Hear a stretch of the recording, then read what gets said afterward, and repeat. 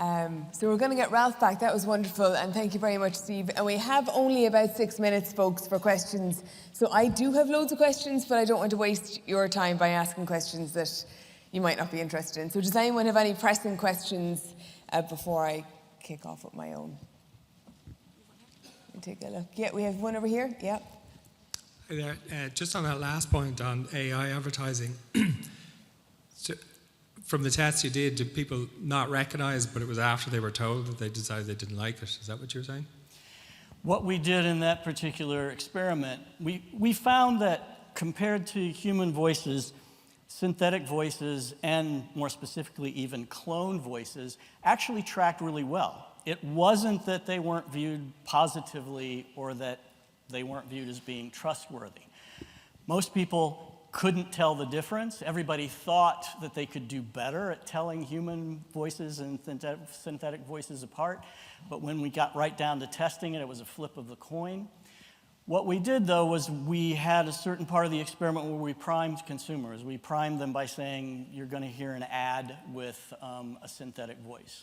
And what we found when we did that was that trust and positivity in the synthetic voices dropped. Not only that, the trick in the experiment was sometimes we would play them a human voice and tell them that it was synthetic, and when we did that, we saw trust and positivity significantly drop with the human voice because this bias existed.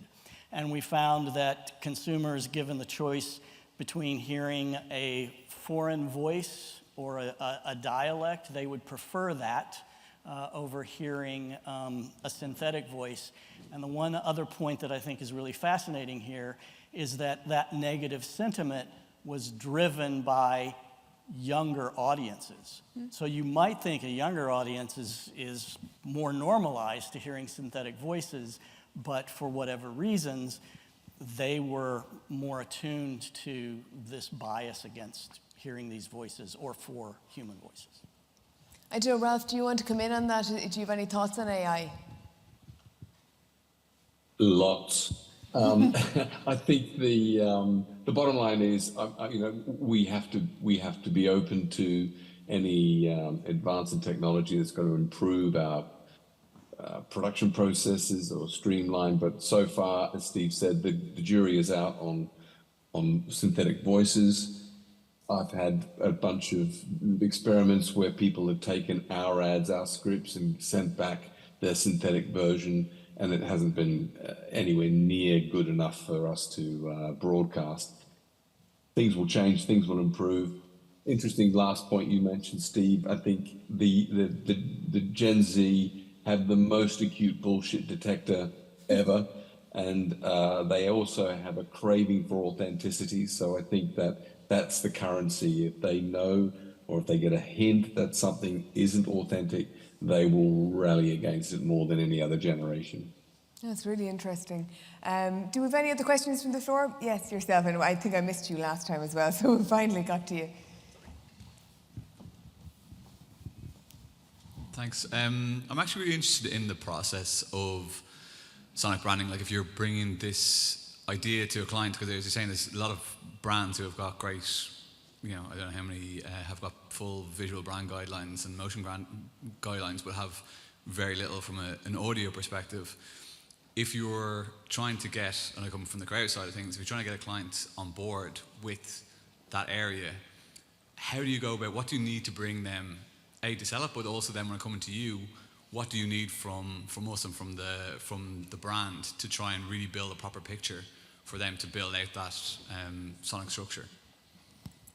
Do you want to take that? Yeah, Ralph. Steve, you start. I was going to say, Ralph, go ahead and hop in on that. Okay, Ralph.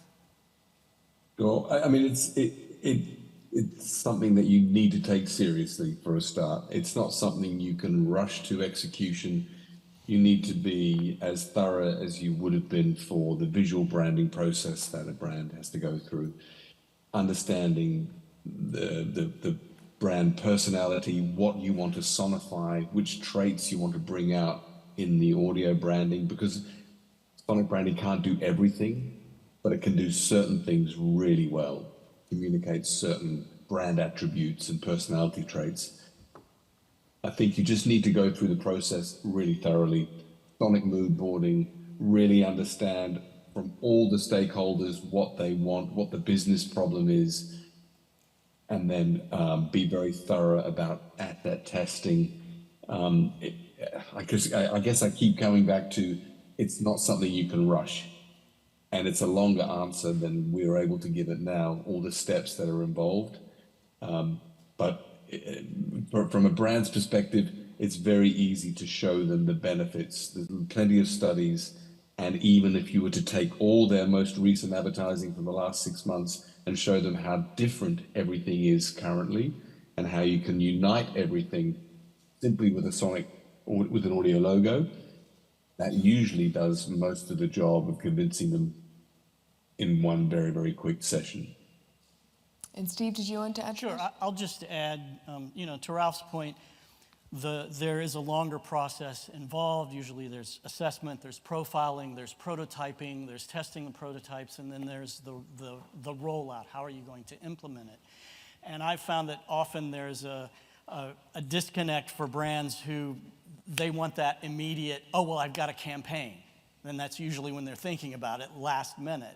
So there are ways to kind of come up with some short-term approaches where you can do the assessment and the profiling and come up with some guiding principles that can get a brand down that road while they're then going on to build the prototypes and develop what will be their distinctive sonic assets. So trying to bridge that gap between what are their short-term and long-term needs and finding a strategy and a path to help them do both can really ultimately get you that buy-in that you need. Great. Well, that is all we have time for from Steve and Ralph, so will you please put your hands together for both our wonderful guests, and thank you both.